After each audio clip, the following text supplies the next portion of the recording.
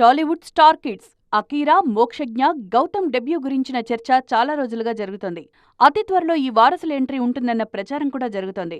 కానీ ఇంతవరకు ఏ ఒక్కరి సినిమా కూడా అఫీషియల్గా పట్టాలెక్కలేదు.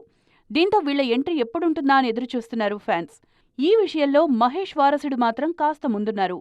నెక్స్ట్ జనరేషన్ కిడ్స్ లో మహేష్ కొడుకు గౌతమ్ ఒక అడుగు ముందే ఉన్నారు. ఆల్రెడీ యాక్టింగ్ కోర్స్ చేస్తోన్న ఈ స్టార్ కిడ్ అడపాదడపా తన యాక్టింగ్ టాలెంట్ను చూపిస్తూనే ఉన్నారు. ముఖ్యంగా తన ఫ్రెండ్స్తో కలిసి గౌతమ్ చేస్తున్న షార్ట్ ఫిల్మ్స్, స్టేజ్ షోస్ కు సంబంధించిన వీడియోస్ సోషల్ మీడియాలో వైరల్ అవుతున్నాయి. సిల్వర్ స్క్రీన్ డెబ్యూ విషయంలోనూ గౌతమే ముందున్నారు. ఆల్రెడీ 1 నేనొక్కడినే సినిమాలో మహేష్ చిన్నప్పటి పాత్రలో నటించారు గౌతమ్.